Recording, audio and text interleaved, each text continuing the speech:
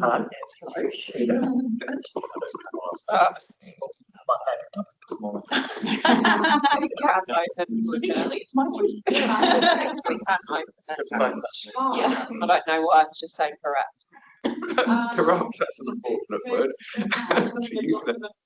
Hey, that's some councillor. Okay, folks, it's I'll try and going find to it. be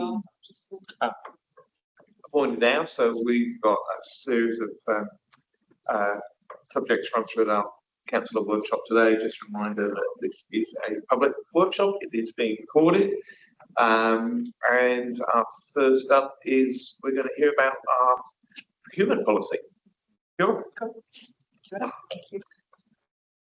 So just checking, everybody knows Pamela Parker, our procurement manager. Myself.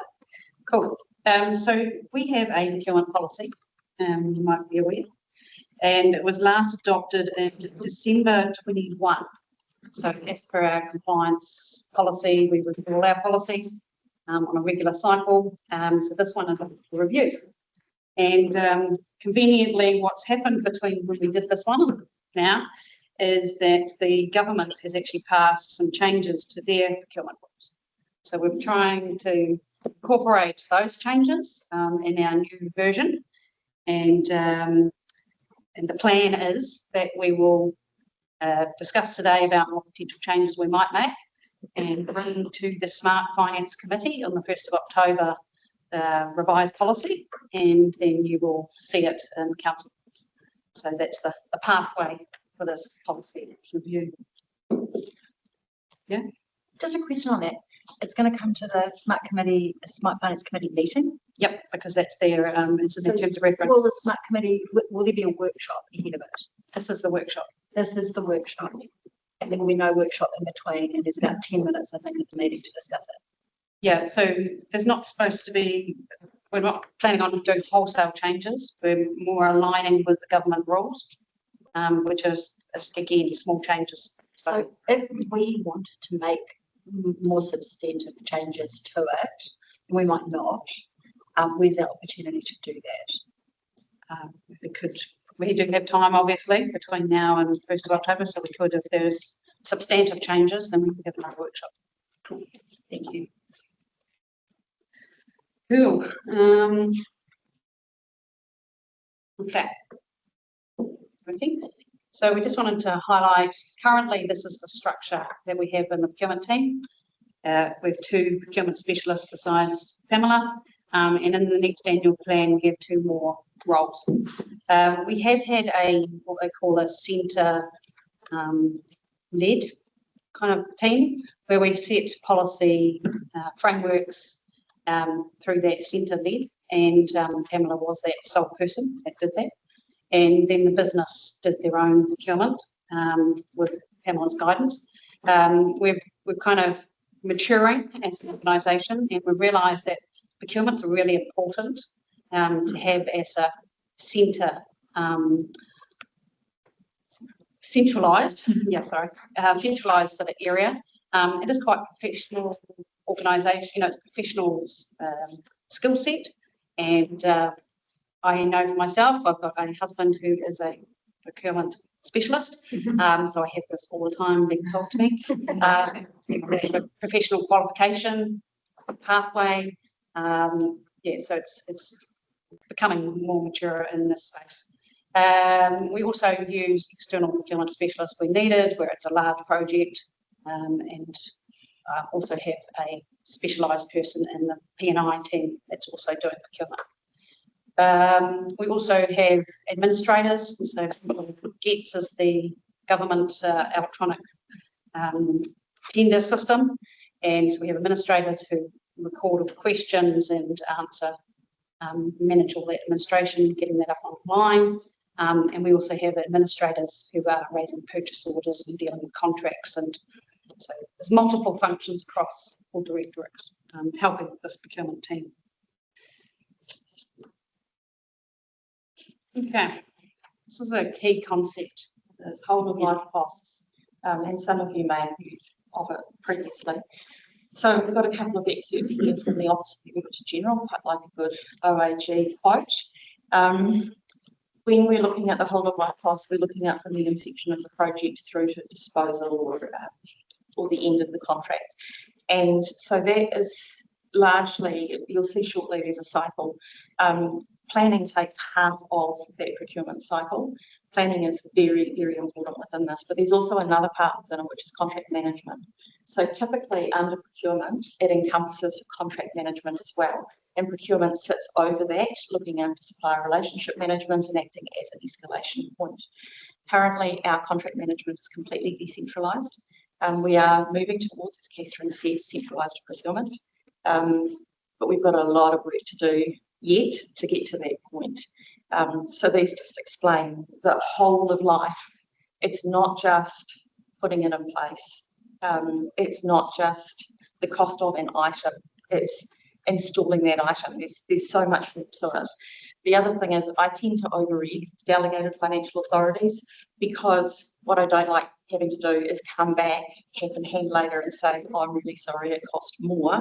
Can we please have some more DFA to extend the contract? I'd rather be really upfront about what the total costs might be, and have my DFA understand that, and then we get the contract signed off at the right level for the delegated financial authority.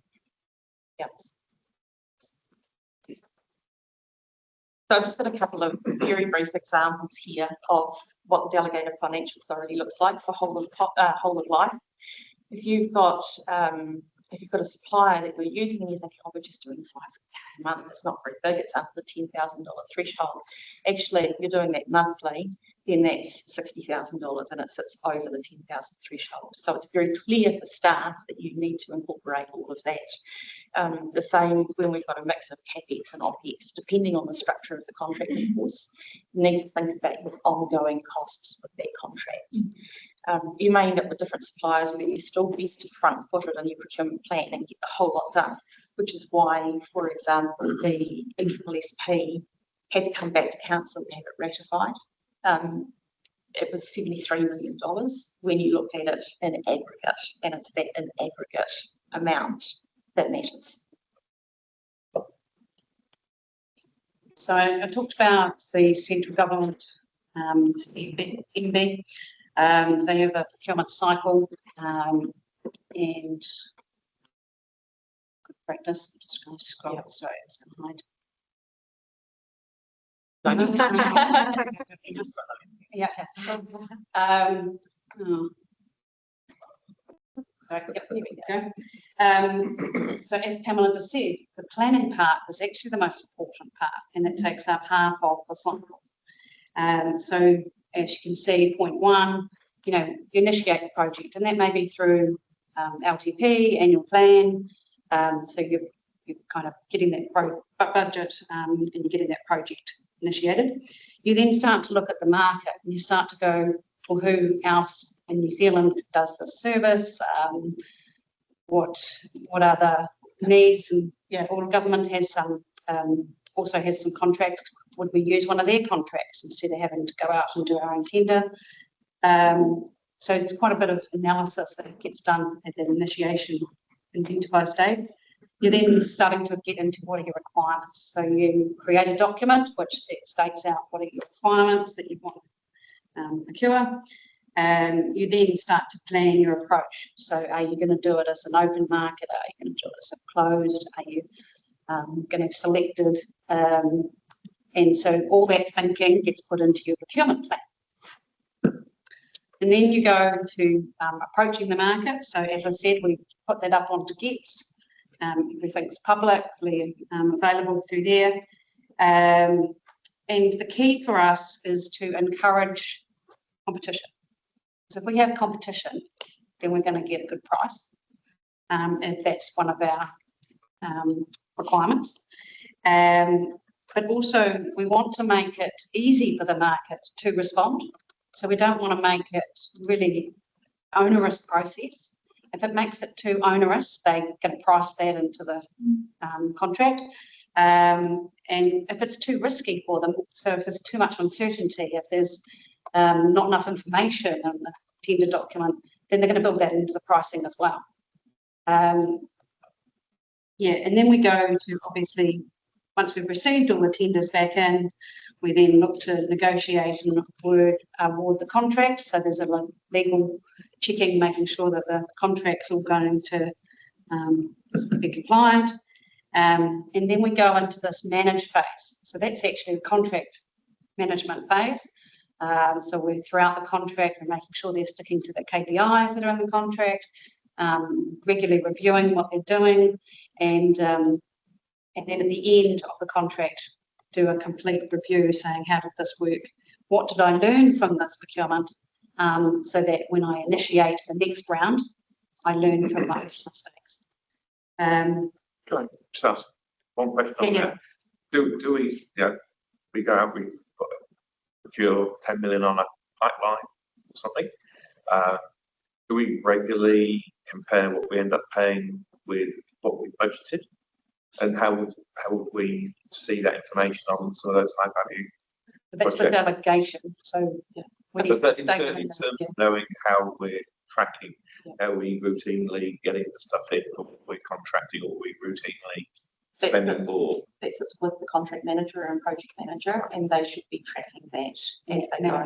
Yeah. But as council, as a governing body, if we wanted a snapshot of how that worked for the last 12 months, how would we see that? In the annual report, you would see the actuals. So you'd see how much has been spent on those projects. So just And some of them would pop up in their quarterly and monthly reporting, depending on the project. Yeah. We try to capture the significant ones through that process as well. I think it's also important to note that procurement's obviously a very hot topic from an audit perspective. So external audit, internal audit, procurement's looked at every year. External audit, it's part of their Office of the Auditor General, now the Audit Office.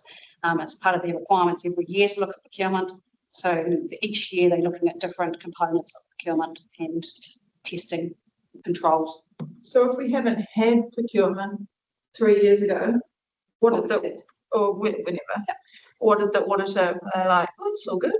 How did we get away? How did they audit that? Yeah, so they would have to go into the business and talk to each contract manager And that wasn't seen as like an issue back then from the auditor. It was, so it took them 2 years to recruit me. They were trying to recruit for 2 years to get somebody down here. very specialised area. And I would just note as well, it wasn't there was no procurement. It's just it was very much a transition point from being a small organisation to a bigger organisation that needed more robust process, as well as across the sector in New Zealand, procurement has been evolving brutally far more slowly than elsewhere. Yeah. It's quite far behind. It's been quite a fast improvement process over the past probably 5-7 years. Yeah. Just thinking about external audit and the level of materiality that they operate at, 8 million. So we need to get assurance at a lower level than that. So I don't think, external audit isn't the magic bullet for making sure everything's fine with procurement. So just could you explain, the audit program, our internal audit program, and the level of work that's being done to ensure that our procurement policy is being followed, and also any issues that have been flung up over the last couple of years, including any sort of trends or persistent issues? Okay, so start with the internal audit program. So you'll see the next 3 years worth of internal audit program coming to the RAC, Risk and Assurance Committee this month. So every year there has been an internal audit since I've been here. We look at different components. So we've just completed one just recently, just on sort of direct appointments. So how many do we do? Are they valid? The reasons why? So the internal auditor has reviewed all those rationale and done an audit on those. So What issues have you noticed? I would imagine there would be some across the organisation where people aren't complying, or their outcomes aren't ideal that might cause us to go back and look at the policy. well, one of the things we have been doing in the last year is we have a system. So we've been refining that, making sure that everything's well documented, the rationale for direct appointments is clear.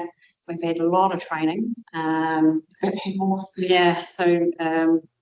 significant amount of training for the organisation to embed.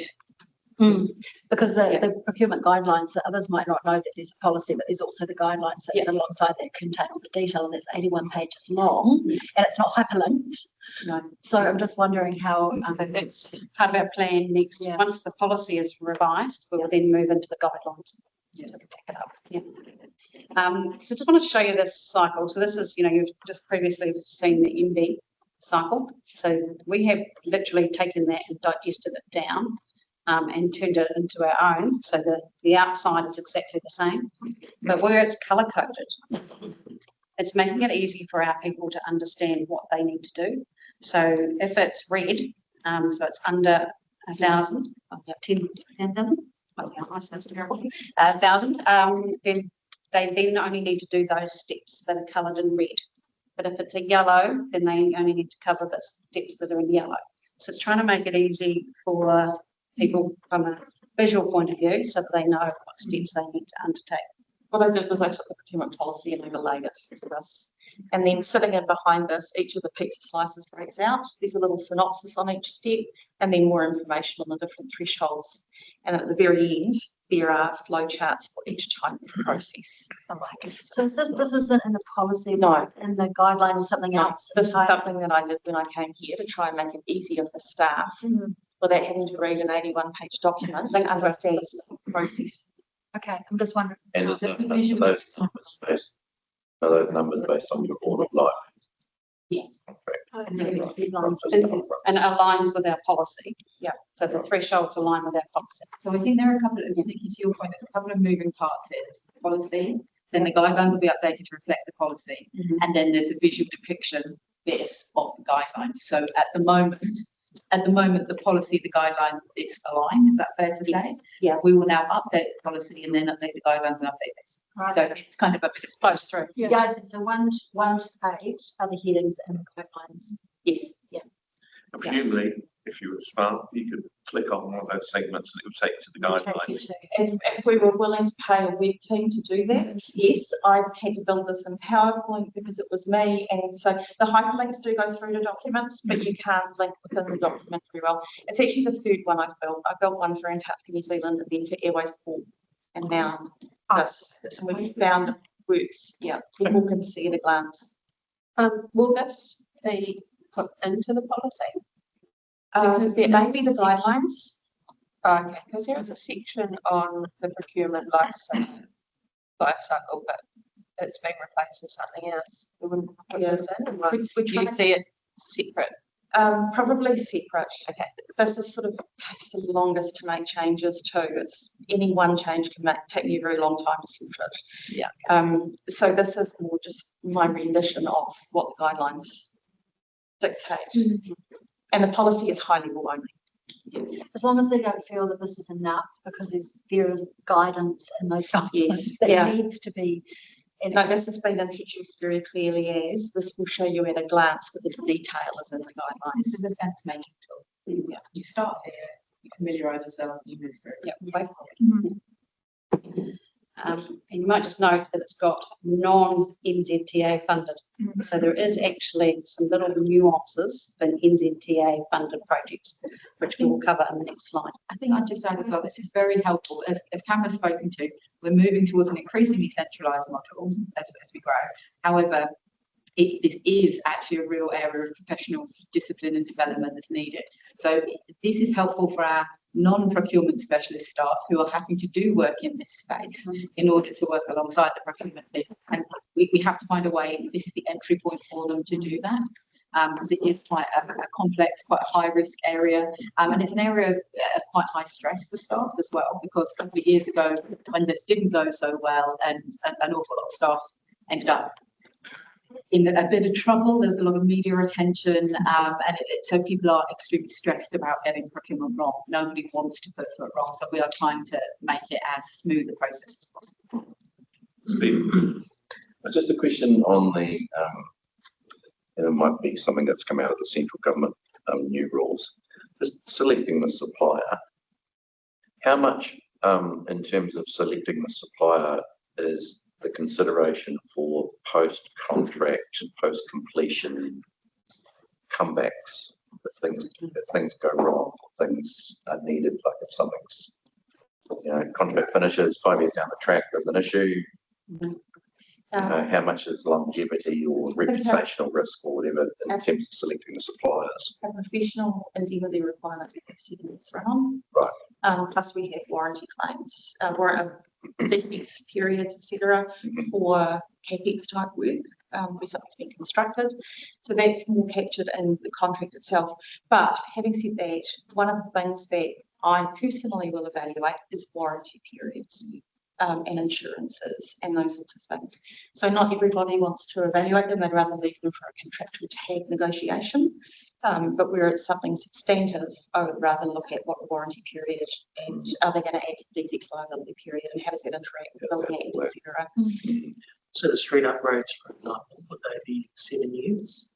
I couldn't tell you, I'm sorry. Jeff's online.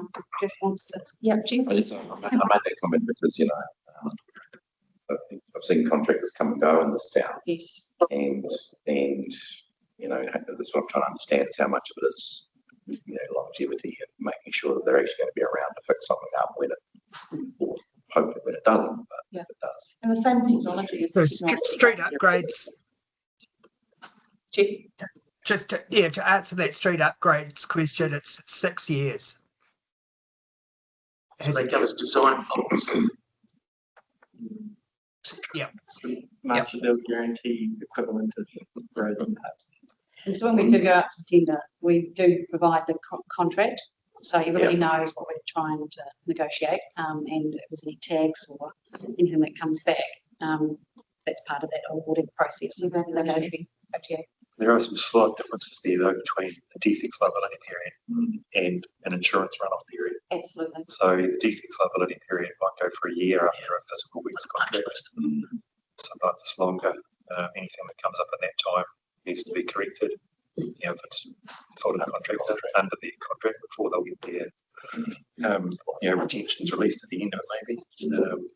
Anything that comes up as a fault beyond that might be claimable under their insurance. It might not be. Yeah. I don't know if it's the right time to ask. The requirement for procurement departure requests, at the bottom there, do you have like data on how many departure requests we have comparatively to this? Yeah. And do we see that? Not that I'm aware of, no. That would be interesting, I think. What we have done recently was there is a bit of a gap that was developed or that existed, and we've incorporated a procurement departure request into the procurement plan form. So if you don't follow the process that you should for that threshold, it automatically opens the procurement departure request fields at the bottom, and you've got to justify why you're using that. Well, not even so much why you're using that supply, but why no one else can do it. But that's something that I tend to harp on about. It's not just about why the supply can do it, it's why the others can't. So we've tried to make that improvement so that things don't fall through the gaps. Yeah. So one of the future things that we'd love to do is that supplier relationship management, where we're actually building suppliers and helping, get more competition and better, work with suppliers to create competition. Yeah. But I guess if we had if you could see patterns and things like that, if it's always a certain, and it could, as you say, it's not because we're choosing this person over that, it's because we need increased competition or whatever it is. Be interesting to see those patterns from a governance point of view. What I can assure you is that from an operational governance point of view, it's a really hot topic. The executive team is really live to this and keeps an eye on it because over the past 3 years it's been an issue, and it does get interrogated because obviously GMs have to sign off on a procurement departure request, and some would have to come to the CE. So they are always well justified. So do you see like the I was talking about?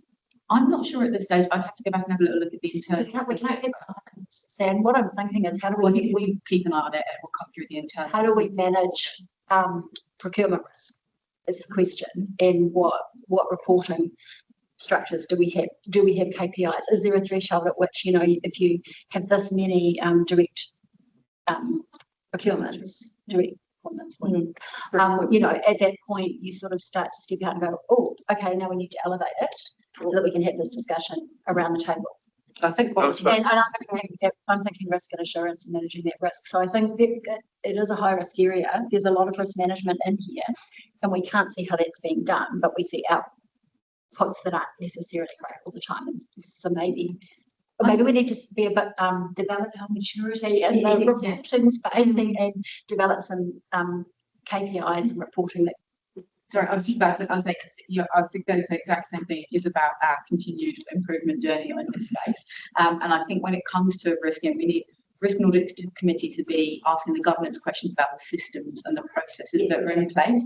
The ELT should be looking at the data. I'm not saying that it can't flow further up the tree, it absolutely can, but that should be the ELT's job to make sure that those levels are not triggering problems in the system questions of the RAC. I think the deal is that the risk insurance committee needs to help this committee set its risk appetite, and then we need to set some measures around that would then cause it to lift when there are exceptions to what we expect to be occurring. So there is some work to be done. And I just wonder whether the policy is actually the place to put some of that, because this is our document. If we want reporting, if we want greater oversight, we should consider what might go in the policy. the other thing is, as I indicated in one of the first slides, is we are maturing and growing this team as a centralised team. As we get more centralised, there will be less departures. The question is still having the oversight. If there's no departures, it won't come back to us. But I think there will always need to be departures at some point. yeah, and I think the policy should recognise that, and it should probably set some, sort of, this policy will be reviewed, and you review it now because it's not just a time constraint, but also I would imagine when we talk about some of the numbers, the trigger actions, part of that review is because of the increasing number of where the thresholds, the cost of everything has gone up. So you're looking at where the sign off sits. But I think monitoring how well that policy is working, and a lot of departures will be an indication that maybe it's not, the settings aren't quite right. So I think it's probably not unreasonable to have that expectation built into the policy. What would suggest that? At that level, that's the high. Yeah, I think at high a level level that statements, particular, I just as a little insight piece as well. It's not necessarily just the number of departures; it's the value of the departures. You might have 100 departures, but if they're for $750 pieces of work, that's a very different prospect to have. It might be that the departures are always in this particular area. So, yes. and I think every policy, whether it's health and safety policy or whatever, they always have that audit review, and think part of it. How do you review it once a year? What's working, what's not, and sort of get what findings come out of it. Question, under the alliance model, would this still apply? I haven't been involved in the alliance at all. Chief name it has been. Oh, in future. Let's just take You mean future for alliance model. community? Well, it depends on who we. I think the NTA was part funder as Who's well. the boss? I don't know who the boss is going to be. This one's non-ETTAs. Yeah, So maybe we move into the NTTA. Yeah. It's a nice leader. yeah. I would certainly like to think so. Yeah. So the NZTA does have some very stringent requirements for its procurements that are run by us. If they're going to fund any portion, and I think it's 51% that they do, then they have a number of requirements. So there's the 3 that are up on the screen there, but they also have price estimate must be disclosed in your RFX document. Not something I really like. You don't need to remind the market of what we're prepared to spend on it. Procurements are audited by NZTA. The respondent debriefs are mandatory. The procurement's actually got to be approved by the NZTA, and every 3 years we have to write a new NZTA procurement strategy as well. That is then signed off by NZTA. That can take quite a number of iterations. So that was just signed off last year. And where there is that middle one there, holding the New Zealand Certificate in Infrastructure Procurement, that's for the procurements over 200,000, and the person who has that qualification also needs to be approved by NZTA. Contract terms are limited to 5 years as well, unless they approve more. So they do have quite a level of control over it. And so those are the key differences between the NZTA and ourselves. But the thing is that ultimately a good procurement process is a good procurement process, in which we apply the same principles to ours, but with a few different methodologies, etc. You said you have to advertise the project budget with the tender request. Does that apply to NZTA themselves? Do they have to do that for their own projects too? I don't know. And is that only the estimated construction contract price, not the total project cost? Look, I'm sorry, I would need to go back and have a look at the detail. These are just the key points that I. That's quite incredible. Yeah, I was going to say that as well. And I think I was writing down, everyone talks about why infrastructure costs so much. And I feel like it's these little observations that really compound into the outcome that we have. I think it's really fascinating for us to learn about some of those insights coming from, private to public, where you feel like there are some real opportunities for us to then elevate to go, this is going to solve, the bigger problems.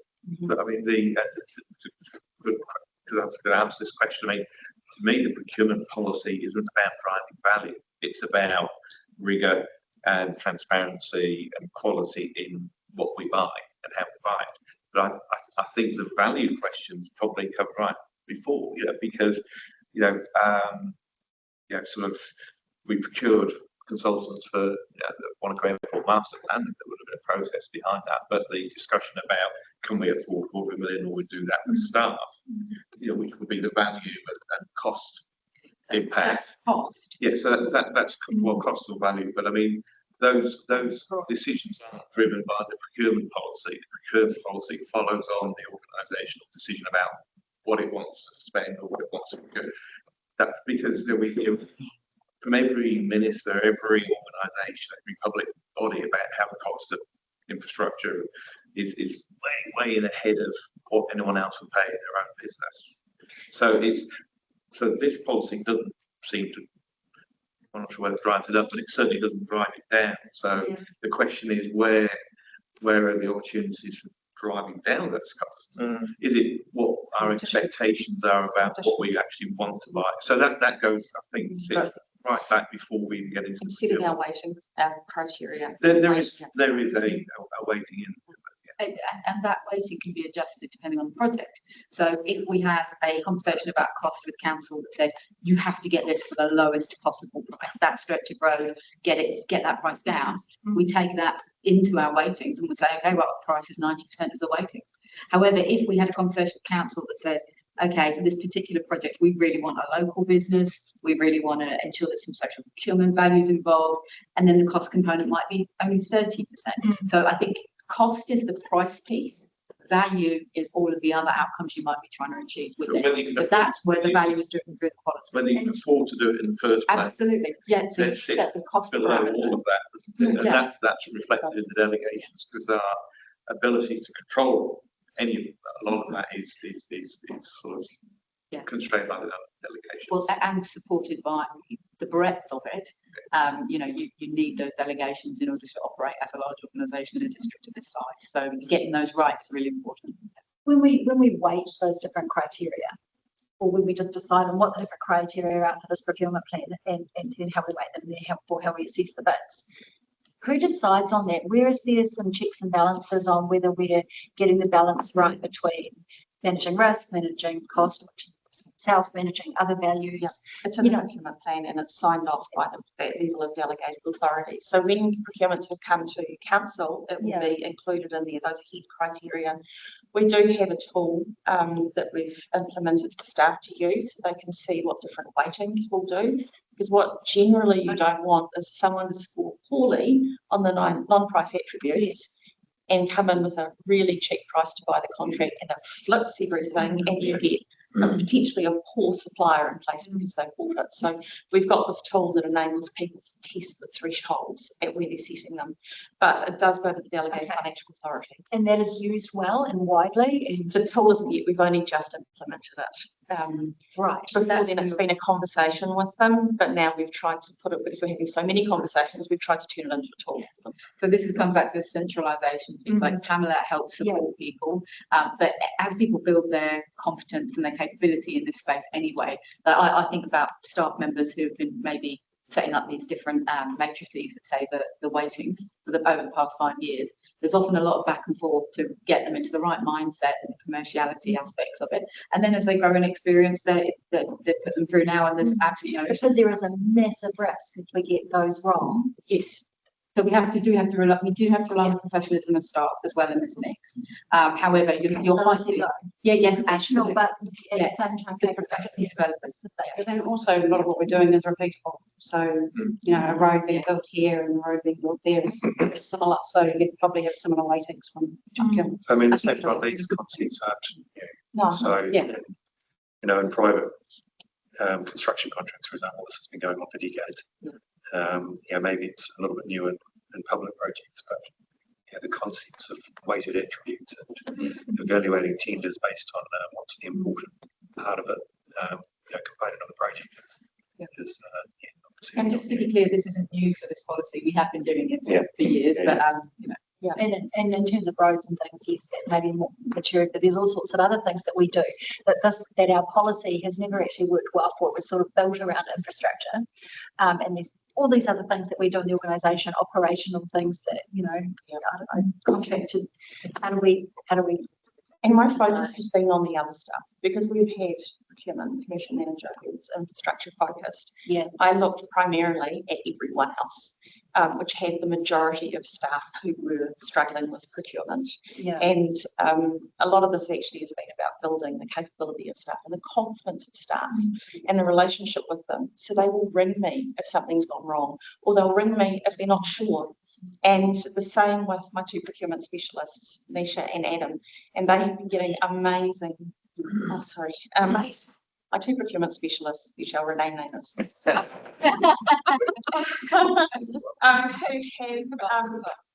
really worked on building those relationships, and now they're going out into the business units and they're fielding a lot of calls that I was previously getting.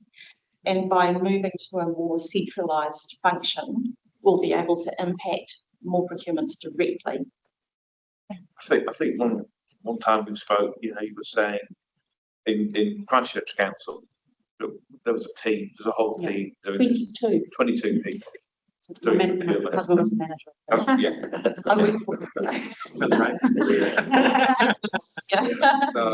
you know, it's, we're on a journey. Yeah, we are. I don't know how to frame this question, but how do you balance the cost of upfront capex on a facility or infrastructure that you're trying to build versus the whole of life OPEX in a political environment like this, where, you know, elected members are making decisions on how much the upfront cost is going to be for the capex without appreciating that then increases the cost of OPEX long term? Yeah. How do the staff have managed that? Because one would assume they'd want to put the cheapest price in front of the elected members to hope that their project gets through. This has been a maturity journey. They're looking at the OPEX costs and the end of CapEx, and it's actually been a pet project of mine. So it's a very large project in Christchurch, and I was advising on that. And take, for example, building a pool. Okay, do you have any idea how hard it is to keep this pool clean? So your cleaning costs are massive, plus your heating costs, etc. So when I'm involved in a procurement, it is a very strong conversation about that, and it should be captured in your procurement plan.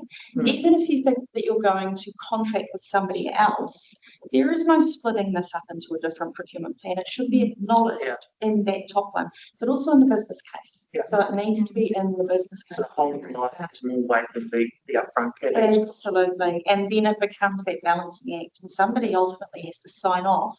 Where are we Where prepared the balances. to put that? For a significant piece of work that's got a major capex investment and then ongoing OPEX, it's likely to have emerged in an LTP conversation to start with. It will have a very long history before it gets. The procurement plan is where the rubber hits the road, right? That nuance doesn't always come across, I guess, when we're doing the LTP on project cost, for example. And so those trade-offs, they're not as transparent to us because we're not diving into the detail. But, you know, it ends up costing the community more because we've left enough crawl space for, you know, heat, ventilation maintenance. Or reduce engineered something to bring the capex cost down. But I mean, a great example of the inverse of that is solar, because again, we're going, oh, you know, it's a big upfront cost, but it's the inverse of the capex. Interesting. Do the government procurement, the new government procurement rules version 5, are they much different? Are they going to put a whole lot of different things on it in terms of our policies? Or No. how much change are we talking about? So they strongly encourage us to use it, but we're not a mandated agency. But what they've made them look much simpler, but they've actually just taken the stuff out and stuck it in the schedule at the back. Because I was really hopeful when I first opened it up, and then I read the schedule, I thought, well, there it is. Yeah, right. Yeah, there is something, yes. They've changed the broader outcomes to economic development. And this actually is something that I think council will grapple with a bit. The economic development of our area, if we weight that quite heavily, we end up taking weightings from price and the other critical criterion. So that's something that's always a conversation, and I think that at this table would be an interesting conversation. But I'm sorry, I've lost my train of thought. Oh, so that's any changes. Any changes? Oh, yes, we went from broader outcomes to economic development, which some might say is semantics. But the other thing to think about is that the thresholds that appear in the current government procurement rules are set by our Free Trade Acts. Now, the MB has actually given MFAT has given MB permission to go back and renegotiate some of those thresholds, which is what has led into some of this as well. They're only allowed to negotiate those lines, but there is mutual benefit for the different countries involved. So, the setting of central government at $100,000, that was based on FTAs. So, with the potential opening of it to look at $250,000, we think be much more worthwhile. So we come to this, and this really, it's not the whole procurement policy, but it's to give you an indication of the changes that we would like to make. And I'm just going to look at the proposed thresholds and the extra controls. So while you look at $10,000 to $100,000, there's a bit of a loosening of the reins there regarding lifting the threshold, but we're putting in quite a number of more controls. That the procurement team should have to review all procurement plans over $100,000. That the requirement for written quotes is a minimum. Now, that doesn't mean that for $100,000 we want someone to send an email out and ask for some quotes, because the procurement team will be looking over it and making sure that whatever RF we run will be proportional and will be mindful of the market and our own maturity. And currently, delegated financial authority is required. So want to move that to delegated authority plus a one-up approval so that people can't approve their own plans. And then those will flow all the way through. So the $100,000 we want to lift to $250,000, but the guidelines that will be put in place so that the procurement team see and must endorse or decline all of the procurement plans. Workload that's quite large at the moment, but as we bring more people on, it will become a bit easier for us to do it. So we will have visibility over everything. At the moment, we don't. We have visibility the ones that people want us to endorse because they want to do something different. But yeah, and then the 9 million for new construction works. That for us is still 100,000, I think. But in the government procurement rules, it's 9 million for construction works. So there's a bit to think about with that. But again, we would be reviewing, endorsing, declining, providing feedback to any procurement plans. So you're going to get 5 people who are specialised, who are trained, who are undertaking ongoing training and who have good networks through local government in New Zealand to talk about what others are doing, different ways around things, to actually sit there and review, which would give you a level of confidence, I think.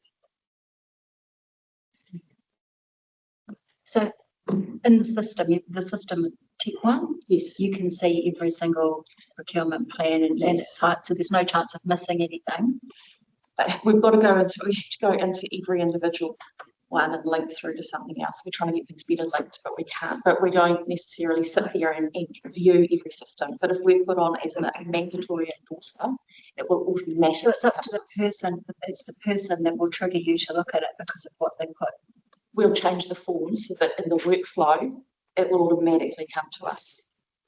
Okay, how far away is that change? When the procurement plan, policy sign off. Oh, I thought it was to do with the tech. No, Policy the doesn't- policy needs to change first. Because the policy doesn't currently require that. Then that changes the workflows. Yes. Okay, So at the moment, stuff does not have to come to us. yes, but what I'm saying is, even when it does have to come to you, when the policy changes, Yes. does the system automatically trigger you? Can you see everything? No one can We will. get away Yeah. with putting something through it and not Yeah. coming past you by It not will be ticking a changed. box or not. And equally, even currently now, Yeah. it doesn't get away with not going past the GM, but like it still goes through the approved channels Approved as per the process. policy process at the moment. So nobody can act on their own in the process at all. It always has to go up through the relevant chain, and it just now will change the relevant chain, so it will go Yes. through procurement as well, which will give everyone a lot more. Just like the requirement for one up will all be hard coded into the new form. Okay. And the only way to get around it would be to not complete one, and then you'll be in a whole lot of trouble from me if anyone does that. Yeah, you can't open a Someone else. Yeah. So there's no loopholes. And That's there's- what I'm asking is there's no loopholes. No, we're closing. There will be no loopholes on that. That's correct. I mean, this is just this last slide, which is just sort of indicating in the sections of procurement policy, just what we're thinking we might change. Look, the procurement policy is not quite ready to be socialised as yet, but I will endeavour to get that out in the next couple of weeks, even if it's just a draft. And what I'll also do is ensure that it's marked up so you can see Track change. the changes Change. between them. So you will get a word copy. When would that happen? I'm gonna do my best to get out the next couple of, sorry, don't promise.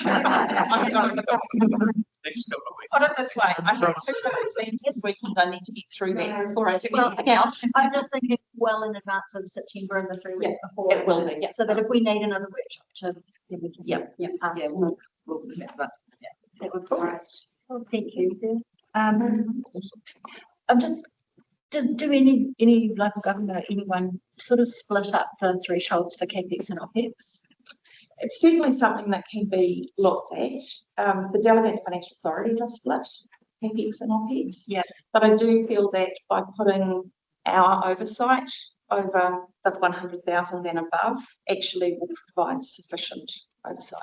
How much CapEx goes through at a lower rate anyway?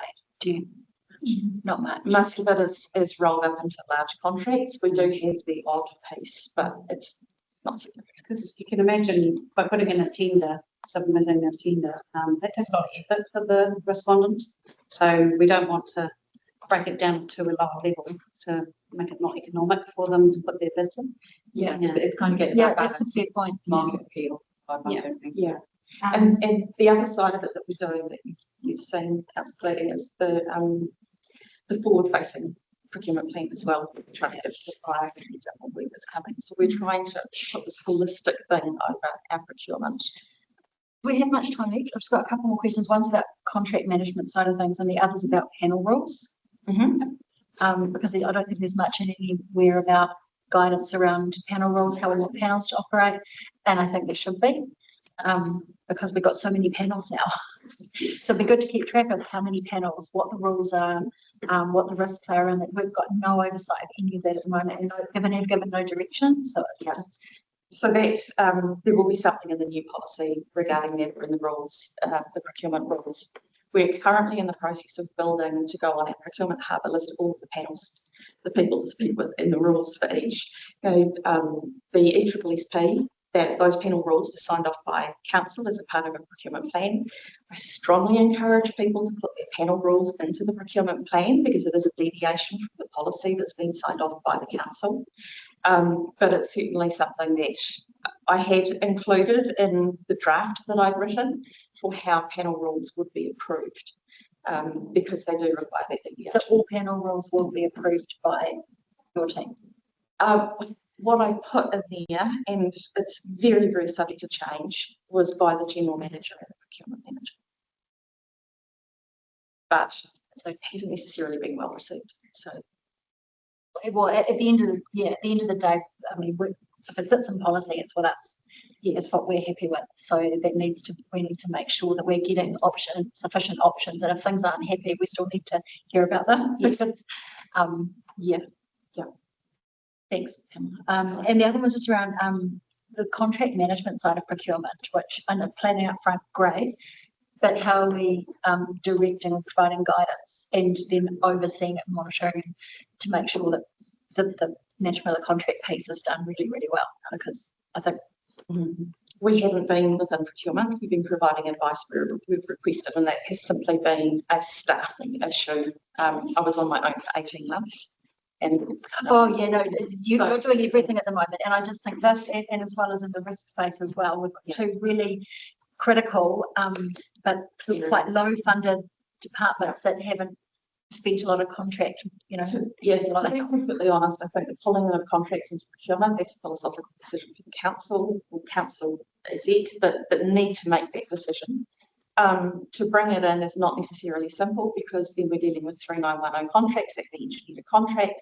Do we bring an engineered contract into the team? There's a whole lot of work to think about around that. But if you look at pure procurement, contract management sits within the procurement team, and that's what happens at Christchurch. Yeah. And I think Wellington as well, they've been pulling them in. Yeah, I think it's a really important point, something to think about for the LGP, because, as Dan continue on our maturity journey, how do we actually take that procurement piece from start to finish? And that ongoing contractual management piece is so important. Yeah, and I just think, I'm aware we've got an engineered contract, but sometimes those functions get delegated back to staff. What are the guidelines around that? Who allows what to happen? Who's been trained in it? Contract management It's this very big, risky, space, no guidance, no oversight. And I think we need to kind of. I think there is guidance and oversight, but it's not centralised in a function. Yes. So I think that's probably what we want to move towards. So at the moment, if you think about some of those huge contracts that we have that run over multiple years, Jeff would be able to talk to how the structures and processes are wrapped around them. But then we may have smaller contracts that also run over numerous years that are managed potentially differently. Maybe don't have the same set of KPIs or the frequency of meetings. And it won't give the guidance around where to put the resources into oversight and so on. Yeah. So it would be good if we could consider whether that definitely could be added. Thank you. Thank you. Thanks. I'm very grateful to have you both in that space. It's very good. Thank you. It's quite exciting to have somewhere where we can get so much better. Yeah. With a bit of resourcing. And it's been really obvious to me that there has been a growth and maturity. And that was even commented on by Henry recently, who came in to do a second round of training for us. And his email said, you can see the development and the level of complexity in the questions that are being asked now. Before, they were very basic questions. Now people are really drilling into things. It would be useful to understand how much value, how much we save in things not going wrong, and getting good suppliers and making sure that we cover all different values, manage the risk better. What's the cost savings? And putting the resources into that team. So I would also say on the staff wellbeing front, because the only people that are more excited than you guys about centralised procurement process are staff. The whole staff. Because it really, I'd say it's risk reduction. Yeah. Yeah. Cool. Okay, thank you. Thank you very much. Very much. Oh, yeah. Yeah, sorry, I shouldn't have said that, but you need to get through the week. Yeah. It's just a case of making. Yeah. Good luck. Thanks, guys. No.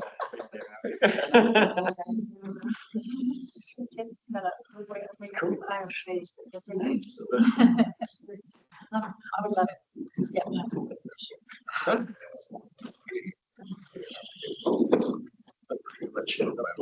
Years ago. Yeah, no. But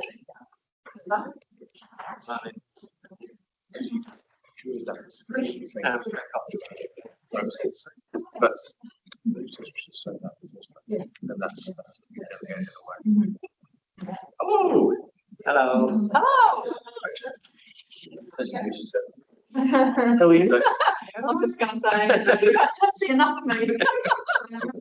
no, can't say for me. Every time I ask a question, you can't say it'll be in the infrastructure. I promise I will. I promise I will not say that today. It better all be there when you see it on the 30th of June. Yeah. Are we regional appeal or are we? I thought we were talking about start first. I'll get that up when it's ready. Yeah. We'll stop the recording and go on to comments. Yes, yeah. It's great. We're gonna head to the about Head Start.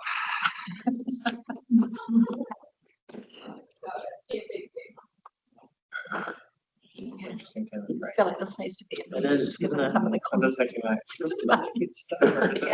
It's probably a good term to describe. Yeah. Yeah. I'm gonna go see the colony hall charters.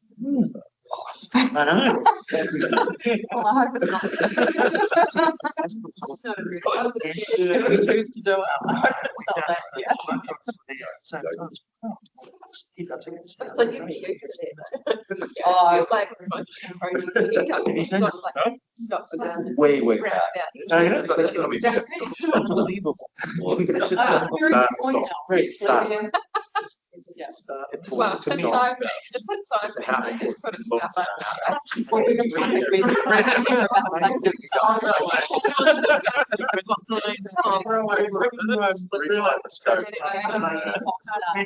Yeah, you capturing us. Yeah, he was. Right, I'm coming around to it. I feel like skipping a point for the bride. Just an excuse. I mean, I'm not- Let's look at this.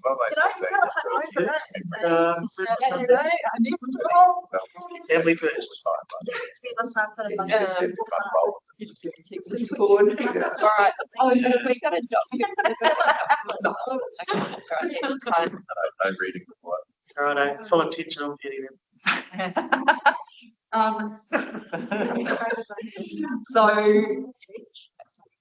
for Head Start, we really don't have much to update you on. So I think we'll just give a bit of an overview and I'll probably throw to Michelle and John because they've been probably having most of the conversations today. Last time we came to you, we had some conversations about kind of the different potential models out there, what the process would look like to get your support for participating at least at the front end of the process in an Otago-wide process.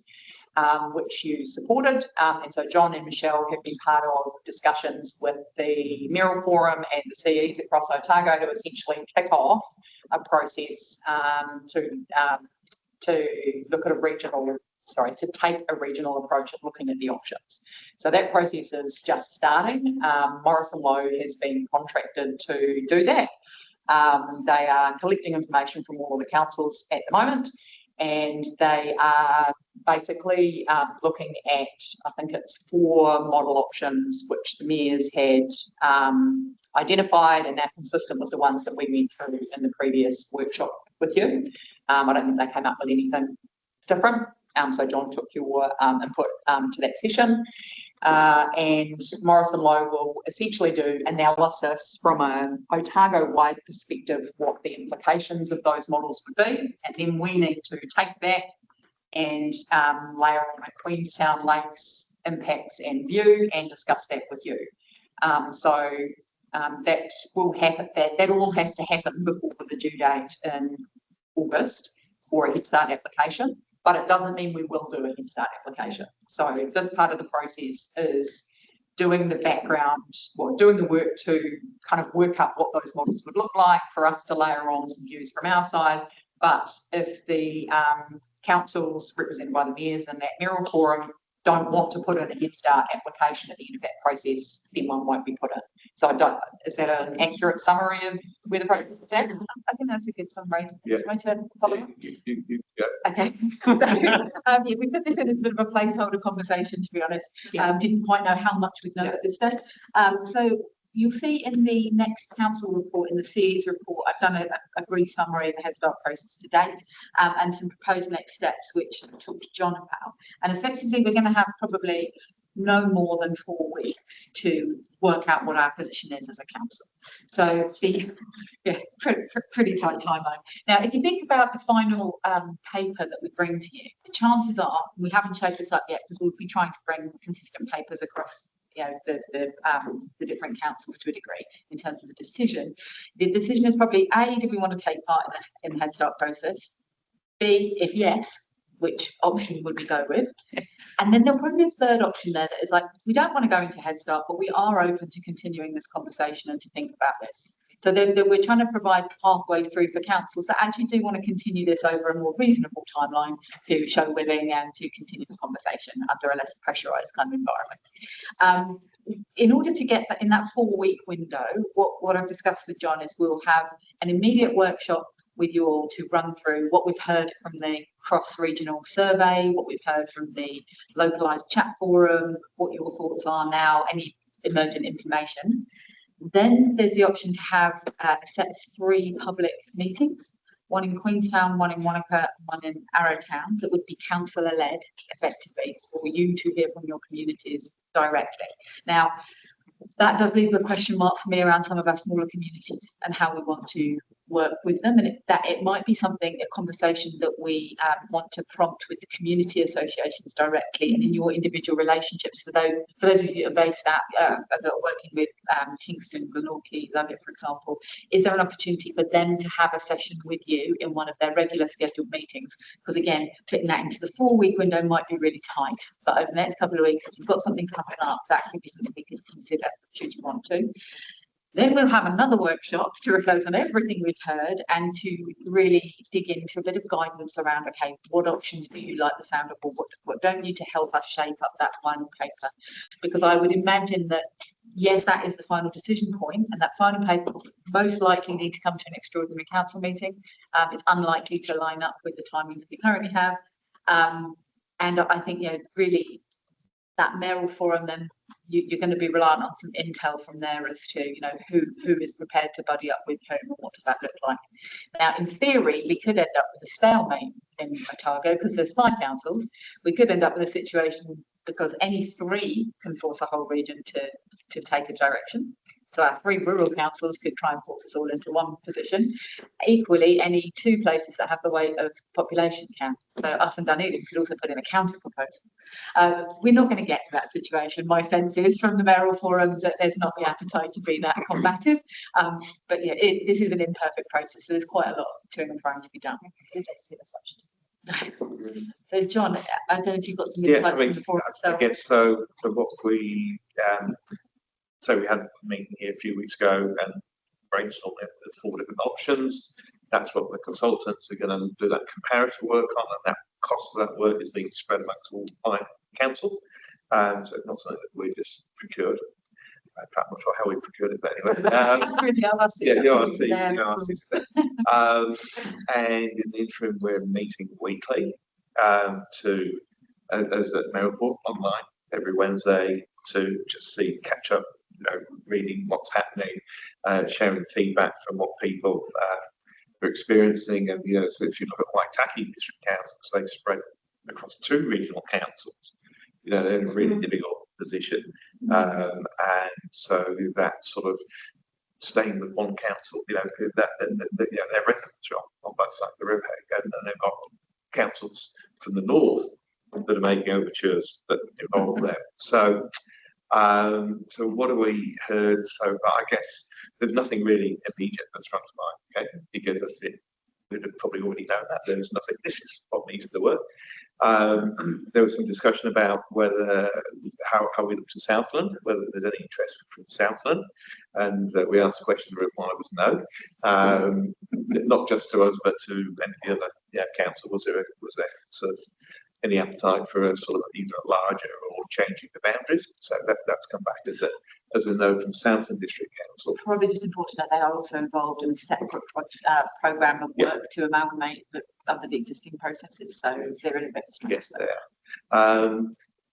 Everyone's asked questions about how this process aligns with our responsibilities under the Local Government Act to consult and have significant engagement policies. And if any of you watched the briefing that Senator Grayson gave, they sort of said, well, it probably doesn't, but in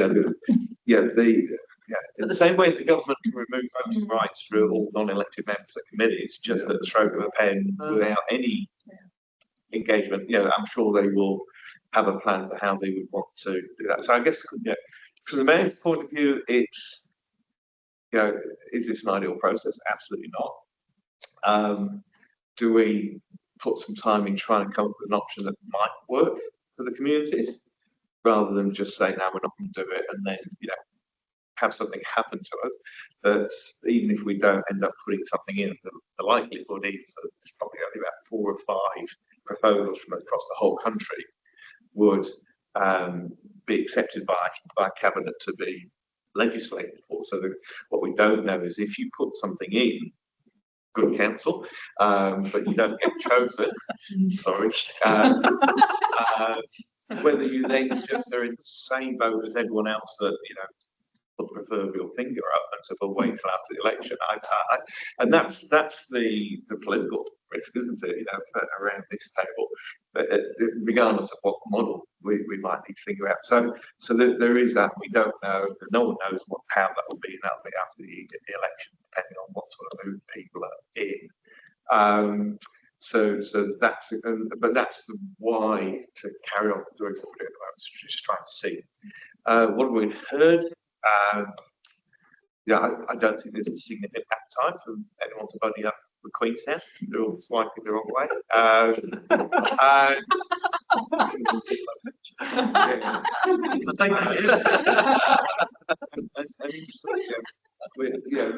There's been some talk about, maybe you have Dunedin as a unitary, Queenstown Lakes as a unitary, the rural councils as a unitary. So you have 3. Well, that's simpler. It's less than 6. So that's 3. That's half. Really. But I guess the questions come down to, you have to say how your model will, deliver the regional council functions. River catchment from headwaters. So flood defences. Well, it's not our council, so we won't worry about people downstream. So we won't. So we do have to be mindful of that. And then also, how do those rural communities, how do they actually have the rate base to fund, get the money to fund the work that needs to be done? And often in some of those areas, river management's quite a significant thing, because they're primarily agricultural. So that's a challenge. But equally, we're seeing federated farmers now entering the political fray with, actually, we don't want our rural communities to be overtaken by the urban centres in terms of having their say. And I think But we want them in revenue. yeah, and this is the problem. It's I think, as we just heard with what our local DNA is earlier on today, that's important to our communities, and I think that preserving their identity, is really important to our communities, and they see us as part of it, rather than being, a big group of people based in Dunedin. That's the sort of emotional side of it. How you square that is incredibly difficult, and that's part of the difficulty. I mean, if government just came along and said this is what's happening, it would actually be a lot easier. Because we wouldn't be having to make those quite divisive decisions or be faced with those. So who knows? I mean, there's it's interesting that the sort of things are changing. The regional councils were not going to have anything to do with the process. Now they're allowed to have a view, into that latest guidance. And the chair of the regional council would probably say that enables them to suggest an option, which is quite a departure from where the government first landed. So who knows how that will go. And I was speaking to Tamar yesterday evening. She was saying, well,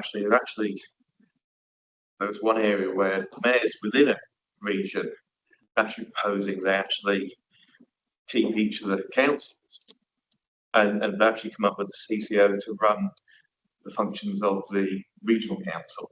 And actually maybe throw a few other things into that CCO, shared services, consenting, planning, back of house, services, payroll, sort of, so that you actually, and you have effectively, each council has a board member on the CCO.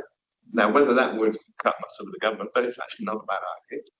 And so that would be economy of scale, get rid of the regional council as a layer of elected representation, but still preserves local identity. So so I think that's part of having weekly chats, is actually finding out more about that. I think it would be very interesting once the Morrison Low piece of work is done, because there's all these options out there, but there's going to be a very firm line around and what is financially viable in terms of scale and affordability. And I think that will probably leave with just a couple of choices. So yeah, I think that will actually sort of take the conversation forward. There will only be a handful that will be actually financially viable, particularly for this district. One of the pieces I find is missing in all of these conversations is community boards and local boards. Because I find that, like, initially it's like, oh, it's a centralization of power. It's going to take, you know, the decision making away from the top that affects the most. Or it could be an empowerment of more local boards, community boards, and other stuff that keeps a sense of localism and devolves down to, you know, certain aspects of it that aren't regionally, you know, regional functions. But I guess, yeah, is there a reason it's not being in the conversation? It actually is in the conversation. We're probably not represented that well. I think if you're talking the Otago-wide unitary, the conversation has been, oh, but that would obviously need a fair degree of devolution as well. In order, so you're absolutely right. We're either looking at 2 or 3 unitaries on a similar sort of scale of around now, or a larger entity that's actually got a higher degree of devolution probably to community. Well, I mean, we're in a small one, we still have a community board, so like I mentioned, even if joining up, you just have a few more obvious community. Well, it's just the distribution would be completely different. You know, it wouldn't be distributed along district boundaries at the moment. 30C has a far higher level of representation and delegation for its community boards than ours does. So it's actually, there would be have to be a normalisation across the area. Yeah, quickly. Yeah, I was just going to say that I had a conversation with Miles the other day, and I mean, the interesting thing he reflected was, don't get too caught up on the Head Start structure, but don't be constrained by that. He said, I think that'd be, particularly in the case of Queenstown, or Queenstown Lakes, they'd be open to, you know, a submission from us alone, even if it doesn't meet the criteria of the Head Start. So just, yeah, that was an interesting comment, and that came from him. It wasn't from, you know. Yeah.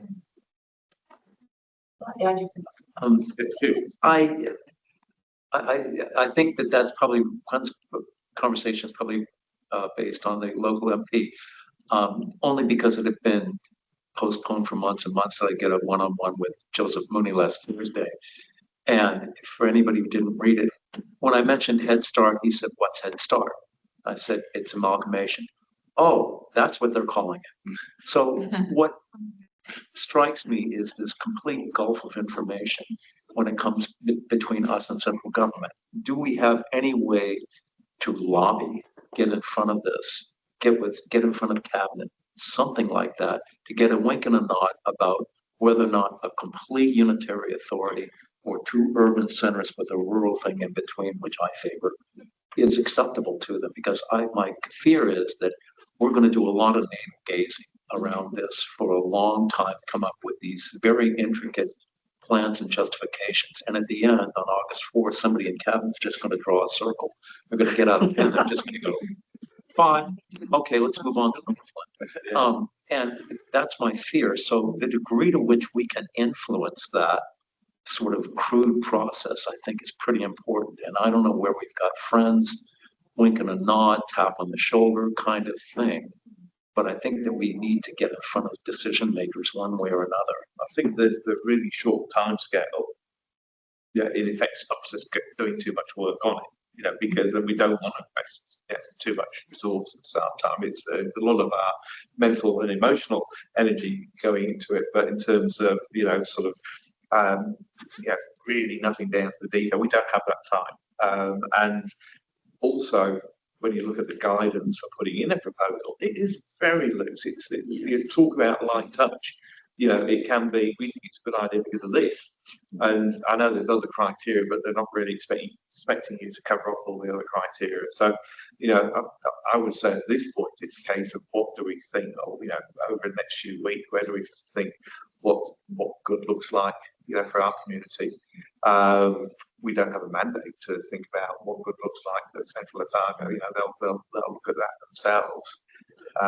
Yeah, I think what's interesting is like, what problem are we trying to solve? Is always should be front of mind. At the moment, the problem is people are slightly confused about who their council is, because it's slightly fragmented across, yes, different rates. But that's where a lot of the initiatives come from, and supposedly costs, which hasn't been proven to be the case from an evidence base anyway. But I guess if we were like, what do we think at each strategic level is the best delivery model for each function? Then we'll start to aggregate what makes sense sub-regionally, what makes sense sort of more locally. And then maybe there'll be some more, I know you've always been like, well, evidence-based is the right approach to take from it, rather than get emotional or try and like reinterpret based on what we think. I do find that at the end of the day, it's around public service and where it's most easily delivered and more cost-effectively delivered. And even if it was, we did some work around figuring out what level is the best way to deliver these services. And that's an initiative to just go, well, there's at least a foundational knowledge to draw off of as to the why. I think it might come down to as well, what level of priority you collectively give this piece of work. There's an awful lot on our plates at the moment. And one of the challenges we have, we may have some opportunities to talk to ministers in the quite near future who are decision makers in this space. But because we're talking to them probably about a regional deal conversation, which leads, it leads into an awkward conversation around, well, how would you want to be grouped? Because you are already working together, target, and then that kind of preempts this process. So there is a little bit of awkward staging in there for us. And just to reassure though, all of the CEs across the board have agreed that from a staff investment time perspective, we're going relatively light touch. We're keeping it in a very small senior group of people. So from our side of things, it's me, it's Penny, it's Megan Miller, and if anything needs to go further out to other staff, then we'll filter it through. But up to now, it's been very live. It's been a bit of involvement in helping shape the cross-regional survey, and we'll keep that group pretty tight even at the analysis stage, because we just don't have the bandwidth as an organisation to inject it as a major piece of work support yet. I think when you're talking about there's no obvious solution, and for government to decide it themselves, I think the regional deal is an obvious push in that direction. It's like, hey, you need to go with CLDC, you need to go with OSC, instead of trying to get it right. The bizarre thing is that this head start may override regional deals. It's good. I mean, the sequencing couldn't have been worse from my perspective. It could be good, it could be bad. Head Start is quite, it's rush now, but then actually if we end up in the backstop process, you're looking out into the 2030s really. It is a longer trajectory than the rhetoric is kind of giving credence to. Well, I think the question was, if Chris Bishop wasn't saying you got 90 days to do this, right? What would be the things that we would look at? To come to Cody's point, what would make sense? What are the initiatives? What might we explore? Whether you have cross-boundary consenting authorities or whatever. We'll be doing a regional spatial plan, so there's shared services. So those what should drive the process is also what aspects of the regional council's functions we would want to take on, regardless of whether or not they existed, because there has been conversations in the past as to whether we should be looking after the public transport element, for example. So there are a couple of different dynamics in that, but you're right, the shared services component, some obvious. And in the same respect, I think when I talk about the community board, it's like, what are we doing well in a community board, because we have the time to think about this and we can be proactive versus, the dynamics of having the responsibility of a higher up role and, adding that into the fold, just because, Auckland Council didn't amalgamate without local boards, which then lifted the profile and remuneration. And there is an LGNZ session coming up, isn't there? Around, with Auckland and the Auckland experience, and talking about how that works and how the boards are working there. So obviously bigger scale, but probably sort of transferable learning. There actually was one piece of we're in PX now, right? No. There was some information we also had just in further advice around what might be well received, and that was officer to officer conversation. But they said basically the obvious things will be well received. So your whole unitary for the district, maybe 2 unitaries. They said Simple as This- better. The simple is absolutely key. So think of what the simple things are, and those are the things that will be well. So if they're not well received, they'll just force us to do what they want anyway. Well, yeah, but we don't really know what that forcing looks like because that's not actually enshrined in any of the policy. From the officer's perspective, they're like, we don't know what that. It's usually they give you two choices, sorry, bad or worse, isn't it? So Yeah. you should take bad. But I think the interesting thing is they're working on the basis at the moment that it just goes back to the original simplifying local government model with the CTBs and working up a reorganisation plan. Because this is kind of the head start piece to get ahead of that. So we might just be back into that mix, which is effectively being, the foundations are being well laid for in the conversations that Mayoral Forum's having. So it may not be as traumatic as some of the ministerial rhetoric has suggested. So I guess, actually, John, come to you. Were you wanting to say something, John? Thanks, John. Yeah, thanks, mate. Can you hear me all right? Yep. Oh, thank you. Yeah, I think that last point's a really important one, that the government just doesn't have the capacity in its public service at the moment to be able to give it the attention that it would need. So hence they are delegating it to us to come up with potential solutions.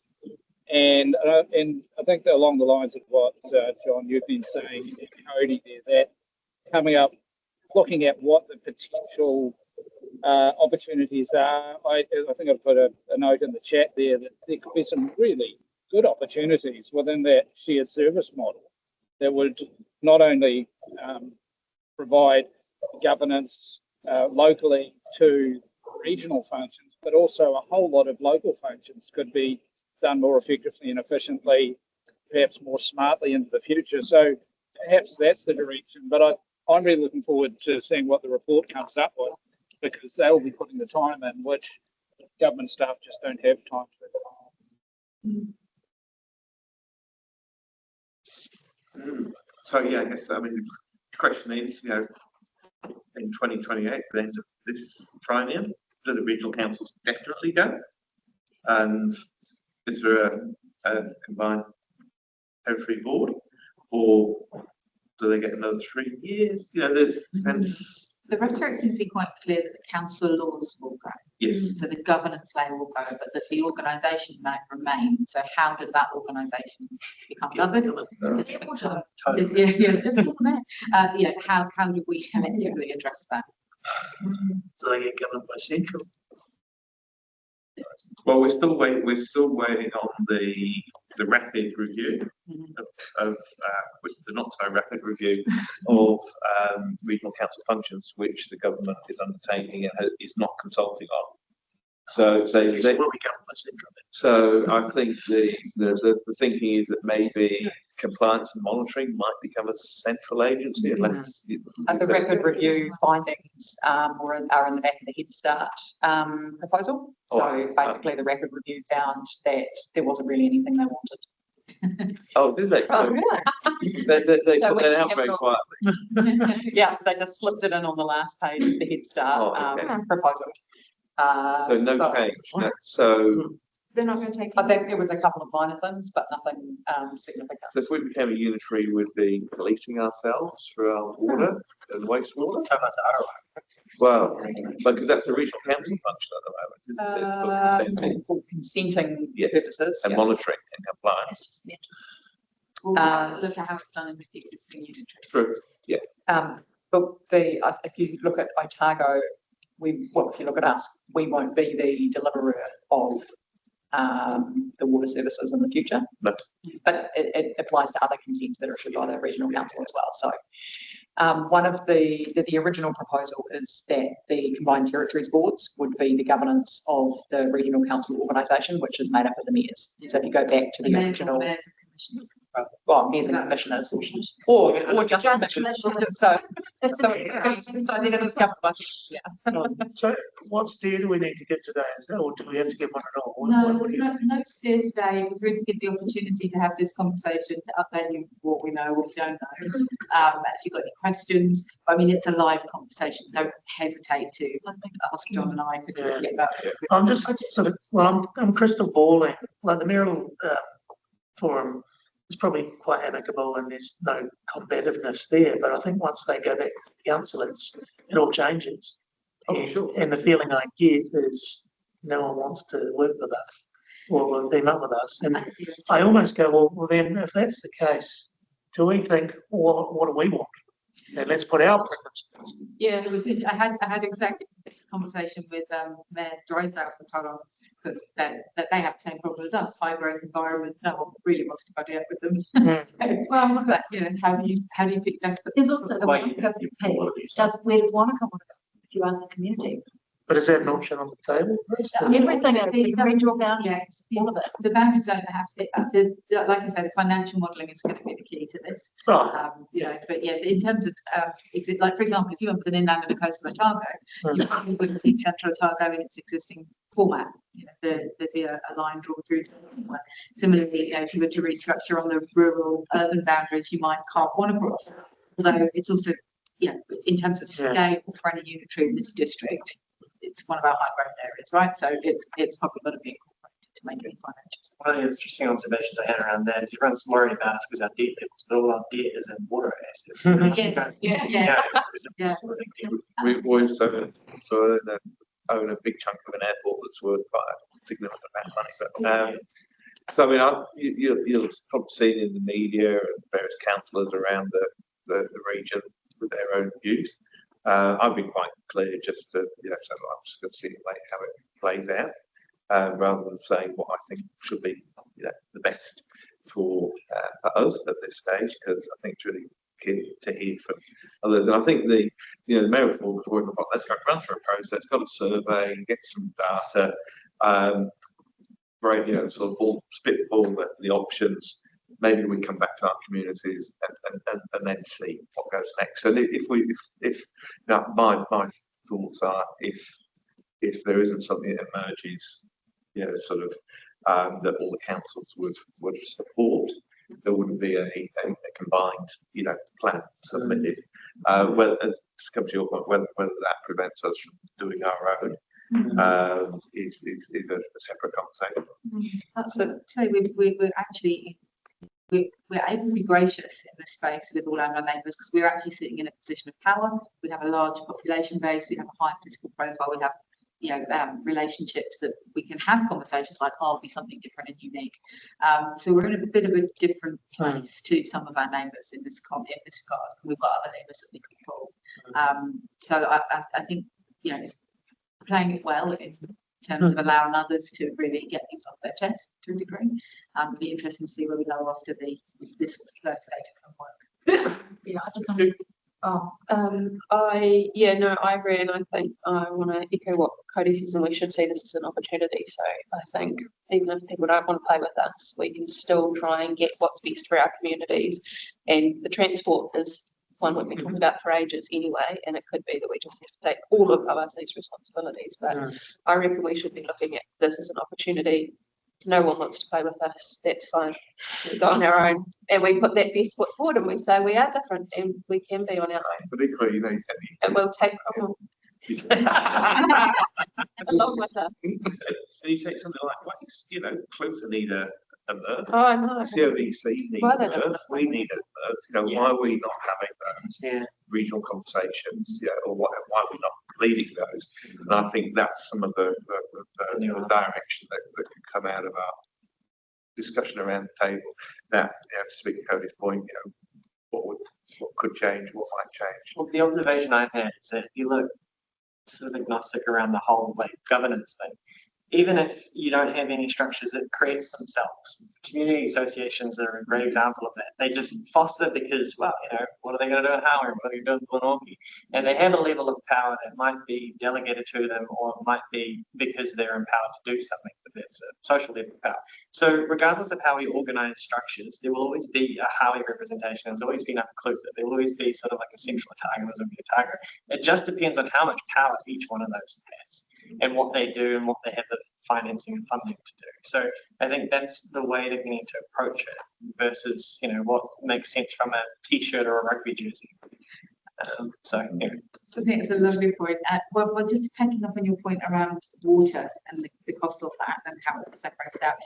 Obviously, in the setting up of places like Southern Water, they've harmonised the debt levels because everyone's coming into it with a different financial package. So over a period of time, they've harmonised that.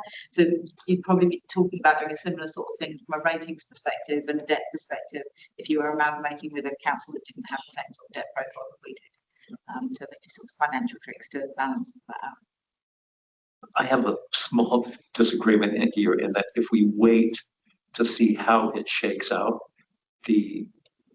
our pathway may be decided for us. And I'd much rather decide our own pathway. And so for that, it means lobbying, information, and meeting with whoever might be able to influence decision makers, whether it's cabinet.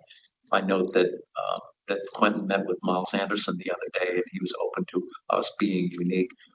What I think distinguishes us more than anything is our growth rate. We are literally practically a separate nation compared to the other four councils around us. And so I struggle to understand how it's not going to be detrimental for us to unify with them, especially given the fact that in 30 years we'll be by far the largest council.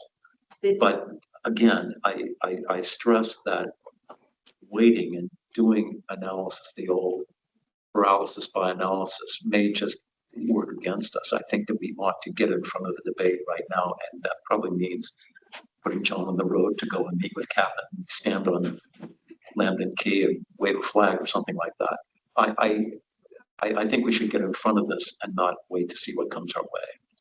I think there is an opportunity through this Otago work to have our perspective fed into that, because as everybody's indicating, a lot of the other councils think we are unique and that we probably should stay on our own as well. So the ideal outcome would be if the Otago proposal says keep Queenstown on its own, and this is what the rest of us are going to do. And because then it's not just us saying we're unique, it's all of Otago saying actually the best outcomes for the Otago region and the Queenstown Lakes district are for Queenstown Lakes to have to stay on their own. I think that would have a lot of power in the process. So this first part of the process, the Otago process, is this Morrison Lowe, which is going to do an Otago analysis, and then after that we need to pick it up and then discuss it with you, with the community, to say what is our view on that. And that's where we then influence the mayoral forum essentially. And if all of the mayors agree, all of the councils agree that that's the version of the proposal we should put forward, the first, and that all has to be done in the next 7 weeks. So like the first opportunity for advocacy and lobbying is with the other councillors and the mayors, I guess. Yeah, and actually with Quentin up to meeting. Quentin. Yeah, I mean, look, all those things are valid and that we want to work towards, and I think, I agree that we need to be proactive. We can't just wait for it to come at us. But I also think, I sort of am a bit shocked by the level of chaos and the level of disengagement that, I'm shocked that our community aren't even reacting to this, because they just don't even know what to do with it. So there's a point at which we need to speak up, I think, and also, and actually say that out loud, because I've never seen anything like the chaos that's coming out of local government, out of central government for local government at the moment. I have never seen anything like it, and we need to somehow express that, whether it's an open letter to the minister or something like that. We just can't just go, all right, we're trying to do the best with what we're given. We've actually got to say what's really going on here. This is classic political strategy, isn't it? Confuse them the hell out of them, that they end up just putting their head in the bullshit. Nikki. To me, there's no panic on this. I think we need to be calm and follow a good process. I think there's a number of councils that want to do this, and the government knows that. Canterbury, Southland, there'll be others up north. So, and given that only 4 or 5 might get to go, if any get to go before the election, frankly, let's just not rush. Let's go through a nice process where we work together don't go off doing this individual lobbying and let's not panic. Go through a good process, see what opportunities are available, make sure we put democracy and what's best for our local district first, because that was our own. And I agree with Quentin, we need to sort of stand up. We can let central government, run amok and do things to us and, just be weak, or we can rise above it and take a principled approach and do what's right. And I think that's what's needed here, because I honestly, I don't think we need to panic. There's not all this bad stuff going to happen to us. We just need to not look like we're resisting change. And I don't think any of us are. I think we're all open to reform of local government. It's just a case of doing it well. And that's what the communities deserve. I think Central is probably delivering a warning note where if you push back and you do nothing, then that's a problem. But if they see us moving forward, I mean, we're in multiple partnerships across it, with them. There's no way that it's going to get dealt to. So let's be sensible and do I mean, what I would say is that the reason the central government are able to get away with, just at a stroke getting rid of regional councils and make it merge is because they're playing to the narrative that we're not doing a good job, rightly or wrongly. So let's do a good job. Right. So rather than just saying why it shouldn't happen, we need to be able to do a good job. Why things shouldn't happen. And that's the issue. Are we in that position? I wasn't talking about not letting anything not happen. I'm saying there's an opportunity here, as Cody said. We can do better than the organisation that we've got at the moment. So let's just figure out what that is, but go through a good process and show central government how it should be done. Not rushed, not knee-jerk, not fair, not political, just sensible, good process. The irony, of course, is that I think this organisation functions better than central government. Well, yeah, that's the point. And that's where I disagree with you, Nikki. I think we will get dealt to. I think we could very well get dealt to. I think that we could do lots and lots of analysis, make a very good case, and and take the high road. And still, somebody's going to sit in central government, go unitary authority, and let's see, we'll make it like Canberra, Brasilia. So capital is going to be in Alexandra because it's right in the middle. It'll be something crazy like that because, as Quentin said, it's pretty disorganized. And so, I'm sorry to be so cynical, but this is the way. This is how the policy is getting made, and I think that's a risk. And I think therefore we need to move, because in this kind of prisoner's dilemma, there's a first mover advantage. If I may, I think my reflection on this would be that actually I agree with both of you. Just classic fence. I think there's real benefit for this next 7-week window to keep calm, carry on. We're not going to get paralysed by analysis because we don't have time to. Like, this piece of work is being done, it's going to land with us, and we're going to have to turn it around really fast. And it's this small number of people looking at it and yourselves. You're right that I think there will be a point where we could be dealt to, and we could be dealt to something we don't want. However, I don't think the advocacy point is right now, because we actually have some power in this current situation, because we are such a large population base, because we are so unique, we're so different in a way that Clutha and Central, they don't necessarily have that. We have a regional deal in the wings. We don't want the wheels to fall off that process either. So I think for this 7-week period, there's probably some rigor and some calmness to bring into it, but there will be a point where we probably do want to put our hands up and say, well, if we don't get into that process, if we don't come up with an option we all want to do, then how do we put our best foot forward so that we don't end up being dealt to? But I think there is possibly a little bit of sitting on hands just for a short period. That would be my advice. You talk about the power.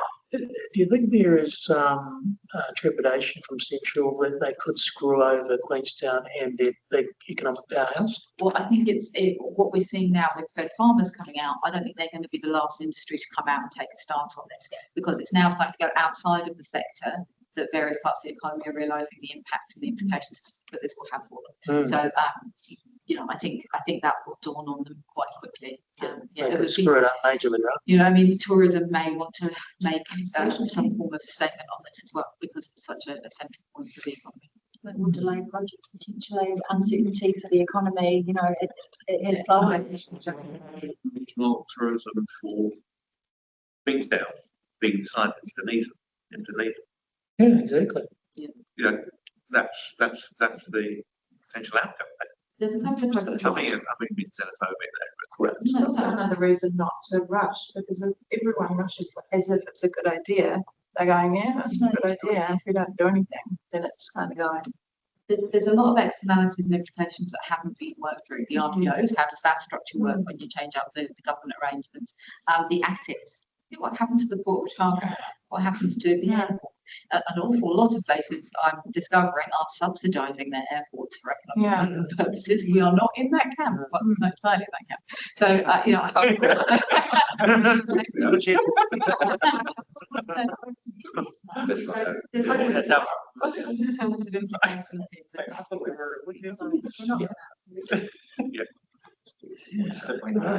mean, Tauranga are busily trying to put their port into a trust.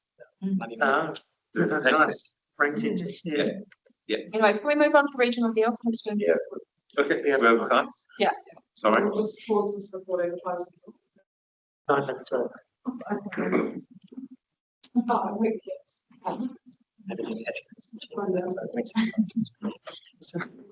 Catchphrase.